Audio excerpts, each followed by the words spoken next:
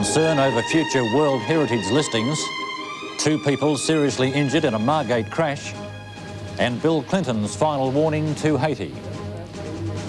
Good evening, I'm Paul Murphy. It's been a day of confusion over whether new listings for Tasmanian World Heritage areas have been ruled out or not.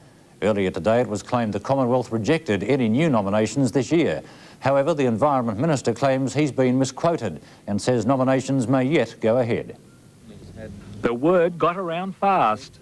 Allegedly, the Environment Minister said no to extending or nominating new World Heritage areas. It was hailed as a forest industry victory, conservationists taking up the war cry. But it turned out to be a curtain call. By late this afternoon, John Faulkner had put the record straight. No nominations had been ruled in or out, leaving Tasmania no closer to signing the National Forest Policy. We won't sign while we have some threat of immediate World Heritage listings over our heads. And not before the state's own forest industry strategy is accredited. But they haven't recognised our own strategy and all of the good work done here and the detail of that work in Tasmania. There's 6 weeks left before the formal cut-off date for World Heritage nominations. Conservationists not giving up hope. The conservation movement has still as its highest priority the protection of Australia's old-growth forests. Former Liberal leader Andrew Peacock has quit with a partial blessing from his arch-rival John Howard. Mr Peacock formally told his Kooyong electorate of the decision last night after a political career spanning 28 years. After 28 years in politics and 2 stints as Liberal leader, Andrew Peacock has called it quits, effective immediately. He formally told his electoral committee last night. Well, once you take decisions such as I want to discuss tonight, it's not a question of being sad. Today, Liberals paid tribute. And on behalf of the Federal Parliamentary Liberal Party, I'd like to say it's been a fine job. We appreciate it. We thank him very much. Andrew Peacock replaced Sir Robert Menzies in 1966. He was a successful foreign minister, but as leader lost 2 federal elections. His career was consumed by a poisonous rivalry with John Howard. That there were features of our relationship in the past that both of us have regretted. Paul Keating found little to praise. He's had a few highs and a few lows. With Andrew Peacock out of the way, the spotlight is now turned to Melbourne merchant banker Michael Kroger. Mr Kroger is under immense pressure to run, but is tonight still considering his position. 2 people have been admitted to the Royal Hobart Hospital with multiple injuries after a head-on car accident near Margate this morning. While the adult drivers of the 2 vehicles remain in a serious condition, 2 children were taken to hospital with minor injuries. Shortly before midday and in wet conditions, the 46-year-old male driver of a blue Toyota station wagon lost control of his vehicle, veering into the oncoming path of a white Datsun station wagon. There were 2 children aged 2 and 4 and a 33-year-old female driver in the oncoming vehicle. Both cars collided head-on, then off the road. The 2 drivers have been admitted to hospital in a very serious condition. There were two children in 1 car. I understand their condition is okay. Several emergency rescue crews attended the accident scene. It took some time to get both drivers out of the vehicle. The ambulance rescue vehicle and several ambulances were here with ECS personnel getting them out of the vehicles. Police have appealed for witnesses who may have seen the accident on the Channel Highway near Margate. We would like to speak to anyone that saw the accident or anyone that saw either of the vehicles on their travels leading up to the accident. Failed tycoon Christopher Skase has lost his battle to stay in Spain. A short time ago, a Spanish court ordered that he be returned to Australia.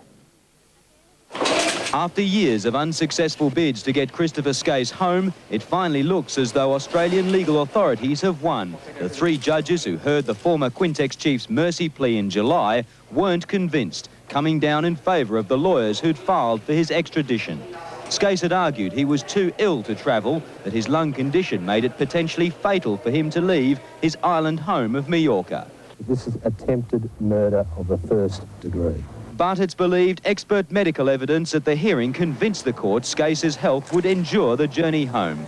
Hundreds of thousands of dollars have been spent trying to get Mr Skase back to Brisbane to face 32 company code charges over the collapse of his TV and tourism empire. But the authorities haven't got Mr. Skase out of his hospital prison cell yet. The former tycoon always said that if he lost, he'd appeal the decision, which means this case might not be finalised for months to come. They have 3 days now to lodge their appeal. It's expected Mr. Skase will remain under lock and key until that final verdict. Australia is set to play a support role in the imminent US invasion of Haiti. Prime Minister Paul Keating revealed today that the government is considering sending a contingent of peacekeepers to the Caribbean hotspot. The request for Australian support in Haiti came via a phone call to Paul Keating from US Vice President Al Gore on Wednesday. The result? It is possible that we may commit a small group of police officers. The federal police officers would not be part of the invasion force currently looming off Haiti.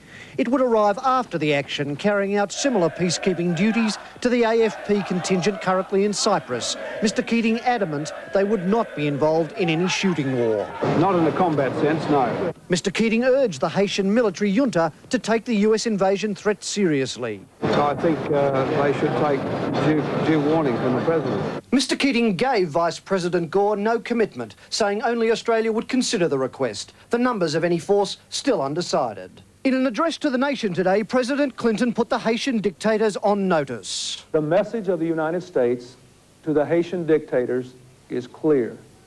Your time is up.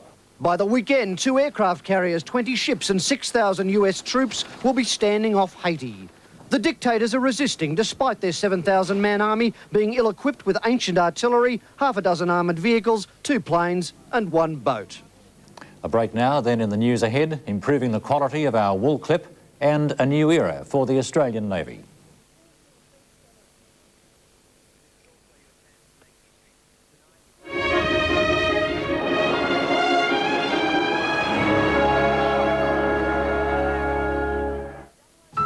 At Garrisons, we're the first to admit that sport is not our game.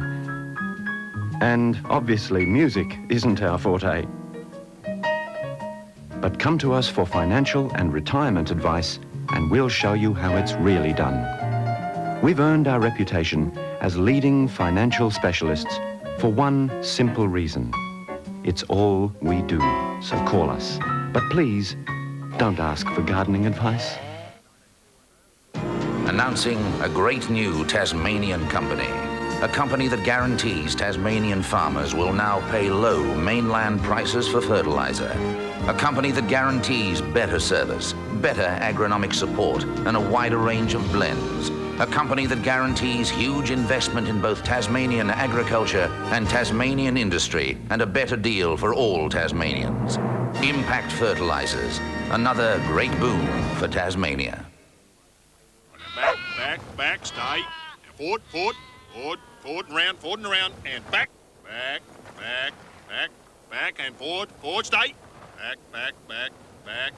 Now right around, go on, right around. Now back.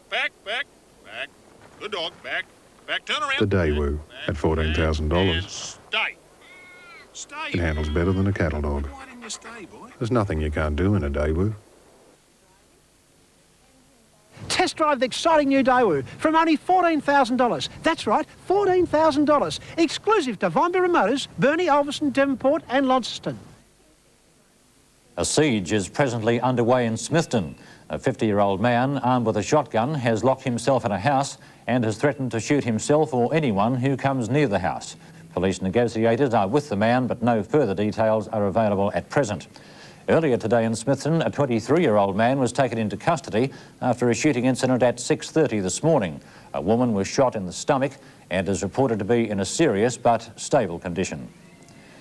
ENT's Managing Director David McQuestion tidied his desk for the last time today, officially ending a 32-year relationship with the company. The first casualty of the wind takeover, Mr McQuestion has voluntarily hung up the gloves and plans to take a long holiday. In 1962, a much younger-looking David McQuestion started life in television as a part-time sports commentator. OK, thanks, Peter. We'll continue in Sports Club in just a moment. In the years to follow, David McQuestion slowly climbed the corporate ladder, at different stages running both television stations in the state, and then being elevated into management in charge of ENT's large portfolio of investment interests.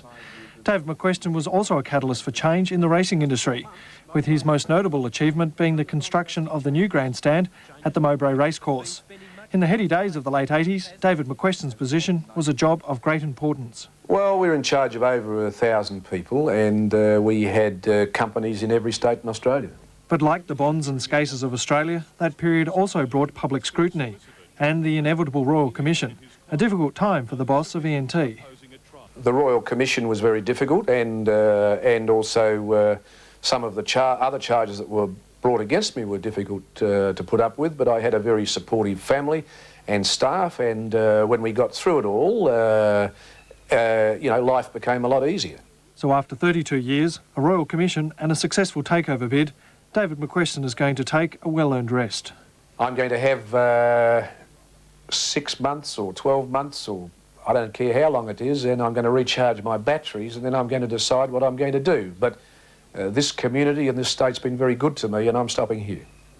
One of the 2 passenger ferries to Mariah Island has been destroyed by fire. The 13-metre Mariah Lady was gutted by fire early this morning while in dry dock at the Paddy's Point slipyards at Triabunna. 2 fire brigade units extinguished the blaze, preventing extensive damage to a large fishing boat on the same slip. The ferry was recently vandalised. Fire investigation officers say the cause of the fire is of a suspicious nature. Damage is estimated at $200,000. Police and fire officers are continuing investigations. Tasmania's increasing crime rate came under the spotlight today at a public forum in Devonport. Community policing was again at the forefront of the law and order debate. The government-sponsored forum following similar meetings in Hobart and Launceston as part of a fresh strategy to fight the state's escalating crime rate. The focus on the re-emergence of community policing combined with a strengthening of the police force. We're building police numbers and resources right around the state as a direct action to help combat the problem. However, Dr Medill says that will go only part the way to easing public concerns, particularly about property crime.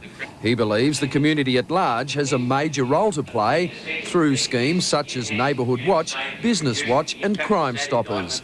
Working in tandem, he says, will see police and the community eventually come out on top.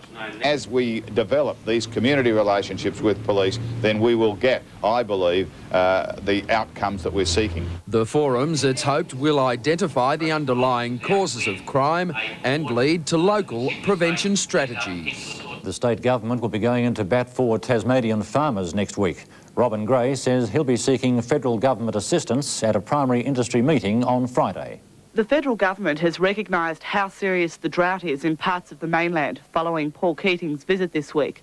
But Robin Gray wants the Tasmanian situation recognised as well and says he'll push the point at the primary industry ministers meeting next week. He says he'll ask the federal government for about $1 million in drought assistance and says he's confident the federal minister will oblige. He is aware that there is a serious drought on the east coast and southeastern Tasmania and in parts of the Midlands, and that the situation is worsening daily. But some say that may not be enough. I would think if we go into a big drought, $1 million won't be enough, but it's very hard to tell. Meantime, the state's wool industry is trying to ensure its future on the world market. Today, a new accreditation process was launched, aimed at improving the quality of Tasmania's wool clip. Tasmanian Quality Wool is a voluntary scheme, but organisers hope to attract 50 people by the end of this season. Recognition is to be given for innovation in the state's forestry industry through the opening of the Tasmanian World Forestry Day Awards. The Premier today congratulated the industry and said the gathering signified a fair dinkum forestry day. The awards have been announced ahead of World Forestry Day to be celebrated in March. The first time Tasmania has acknowledged the efforts of its forestry industries. Next year's awards will identify achievements made across the spectrum of forestry. The Premier says the awards will highlight the efforts made in government and private institutions. Not just for the big companies, for the smaller operators, for the individuals in the industry, so everyone has a chance to win these awards. The awards committee says it's time the industry threw off its shyness and publicly acknowledge those who kept Tasmanian forestry at world's best practice. It is rather a sad reflection to look back and think that we've never stopped and taken particular note of those who have helped us maintain what in the final analysis becomes a competitive edge to keep our industry to the forefront and make it as successful as it is today. Forestry Day is celebrated across the world in spring. In the Northern Hemisphere, this is in March. But for Tasmania, spring is a time for colour and glory in the state's gardens. In Launceston, the 6th annual Spring Garden Festival is underway. Gardens of the Future is the theme, looking at a greener approach to modern gardening. As well, a water and rainforest display feature. The show ends Sunday. The first of Australia's new Anzac-class frigates has been launched in Melbourne, watched by Prime Minister Keating and thousands of shipyard workers. The frigates are part of a multi-billion-dollar joint defence contract with New Zealand. It's revitalised the Victorian shipbuilding industry. This guided missile frigate appropriately carries the name Anzac, classifying a new class of warship and symbolising the teamwork and effort that's gone into its making. It's a great day for Victoria. A great day for Australia and New Zealand. There'll be 10 built in all, 8 for Australia and 2 for New Zealand, in a $5 billion contract involving 1,000 companies. And it's also, I think, a testimony to the imagination. The imagination that Australia can be a technically sophisticated country. Second World War nurse Lieutenant Vivian Bullwinkle, now Vivian Statham, christened the ship and sent it on its way. Hip, hip. Hip, hip. As Anzac slipped into the water, Navy helicopters and the Air Force Roulette's aerobatic team turned on a thrilling display. In reality, this ship is a floating hull, with the propellers and weapon systems yet to be fitted. But to the workers who built it, she's a thing of beauty. When you do a lot of work on it, you know, it's good to see it going. It's a good film. Didn't think it'd make it all the way, but it did. It's an extremely proud moment for both the shipbuilders and the Navy. But because this is an entirely new class of warship and has to now undergo extensive sea trials, the Navy won't get their hands on it, operationally at least, until 1996. Now, finance news and strong overseas markets helped the stock market close higher. The All Ordinaries finishing up 8.2, gold down slightly, the Australian dollar remained firm. Well, a man who plays the share market with alacrity, Peter Gilligan, is here, and Tasmania's 2-year-old's about to take to the turf again, Pete. Yes, Paul, after the break, we've got racing coming up. Good evening. Also tonight, a preview of Sunday's Burnie 10.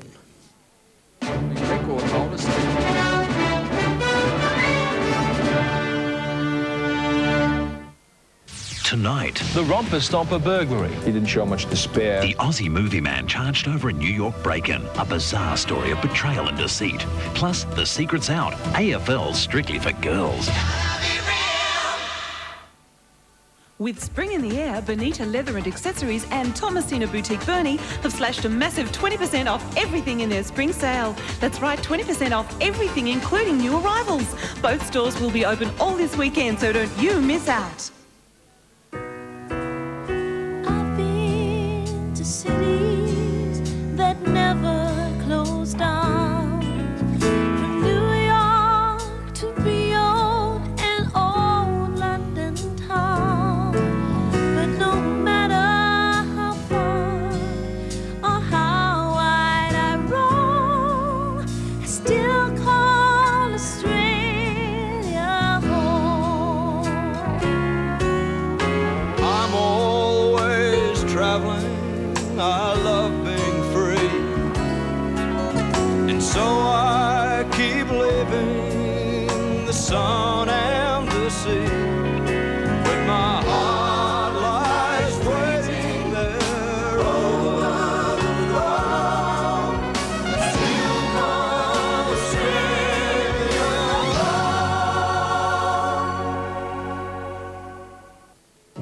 If you're being annoyed by indigestion and heartburn, do you ignore it? You wouldn't ignore a mosquito. There's no need. There's no need to ignore indigestion and heartburn. New Rennie. Pleasant mint-tasting Rennie stops the bite of indigestion and heartburn fast. That's better. It's as easy as swatting a mosquito. Indigestion and heartburn? Don't ignore it. Swat it. With Rennie. You know the deal? 3 wishes and all that? I want a packet of Tim Tams that never runs out. You have 2 wishes left. Arnott's Tim Tam. What more could you want? Tasmanian football's highest honour, the William Leach Medal, will be presented in a few hours' time, with many tipping New Norfolk ruckman Matthew McCartan as the winner. Among the dark horses, a trio of Sandy Bay players, including Jeff Wiggins, Nick Probert and classy on-baller Paul Burnell. Paul Burnell and Sandy Bay have enjoyed a successful season together. This weekend, Burnell's hoping the Bay can build on that success, starting tonight at the William Leach Medal count. I reckon it could go to any number of players. Andy Goodwin would have to be a favourite, along with McCartan. But I like Nick Probert from Sandy Bay too. I think he could poll quite well. The Seagulls captain has also enjoyed a fine season. A short time ago, he was fourth in the betting, behind equal favourites Matthew McCartan and Andy Goodwin from Devonport. I don't take it too seriously because I was one of the hot favourites 2 years ago and didn't poll very well at all, so I'm just going along and as one of the guests and probably enjoy myself and try and get my mind off the game on Sunday. The preliminary final on Sunday is the third meeting between the Eagles and Sandy Bay in 4 weeks. In the qualifying final 2 weeks ago, the Bay triumphed by 10 points. Among those returning to the side after last week's loss to Clarence are Darren Mathewson and Peter DiVenuto. But once again, it is the ruck duel between Matthew McCartan and Jeff Wiggins which will interest most. Yeah, that will be a great contest, I think, because in the last roster game, I think Matty McCartan got the better of Jeff, but then Wiggy came back a lot better in the final. In the AFL, live coverage from 2 o'clock tomorrow afternoon on Southern Cross of the second semi-final between Carlton and Geelong at Waverley. And on Sunday afternoon, a delayed second half telecast from 4:30 of the first semi-final between Melbourne and Footscray at the MCG.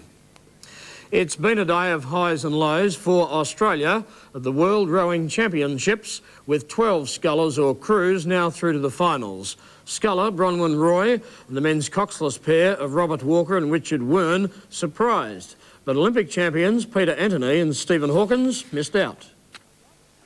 Walker and Wern, the last crew selected at the national titles, threw down the gauntlet early to Britain's Olympic and world champions Matthew Pinsent and Stephen Redgrave. They hung on gamely to finish third behind the Germans and Britain to qualify for the final. Showing scant regard for reputation, Roy latched onto Canadian Olympic bronze medalist Silken Laman and Austria's Birgit Reindl in her semi. 3 weeks ago, she was dropped from the quad. Today, a superb row and now a chance at a medal.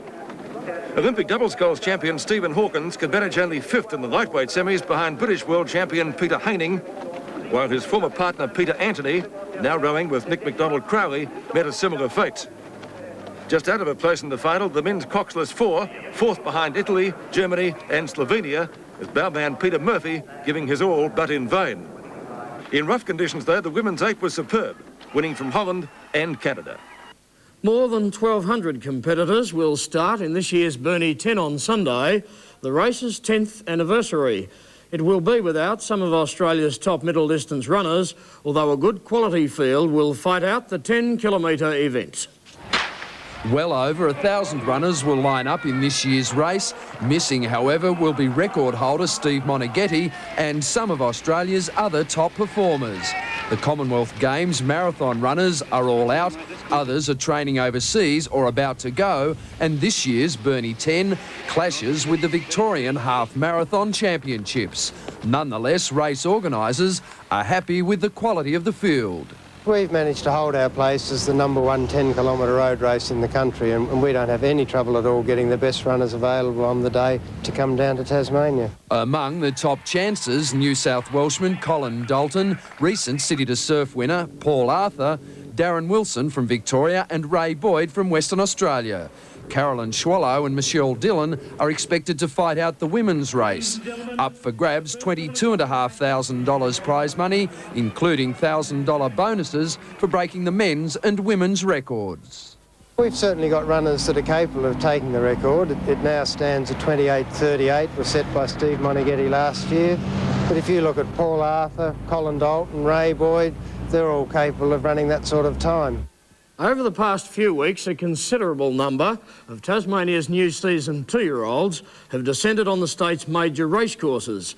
They weren't there to catch the springtime sun, but rather take part in official trials. The prize in their sights, tomorrow's $10,000 Examiner Debutante Plate at Mowbray. 800-metre event is Australia's first 2-year-old race this season, and the Mowbray trials last Sunday week may provide a valuable lead. Some of the horses trialled very impressively. Some of them were a little bit new and will be improved by that experience.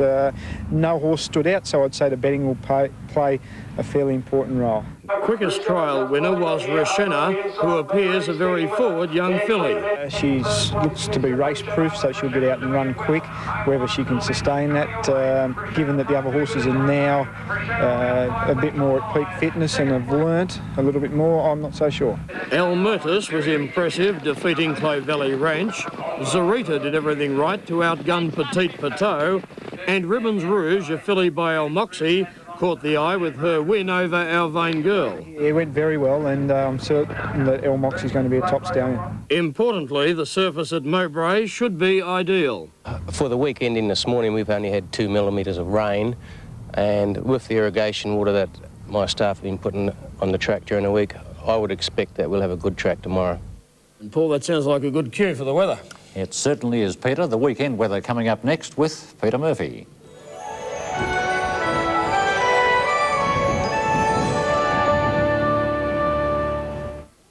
Save up to 50% on selected kitchen and giftware at Ballinger's Variety.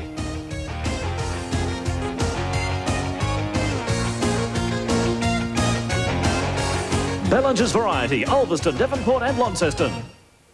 Right now at Jackson's for only $13,990 you can have this 91 Auto Falcon S pack with air conditioning, or this VN Commodore S Auto with air, or this CS Camry Auto sedan with air, just $13,990. For only $19,990 there's beautiful EB Falcon sedans, or this EB wagon, just $19,990. But there's more. 93 Lasers manual or auto with air and 12 months factory warranty for just $17,990. 93 Fairlane gears for only $33,990. 90 Pintara sedans, just $13,990. The choice is yours and you'll save at Jackson's, Launceston and Devonport. And now Jackson Ford are in Devonport. Now the coast has 200 Jackson Ford used cars to choose from. You've never had better cars, better trades or better deals. It's all waiting for you now at Jackson Ford, Old Acre Street, Devonport.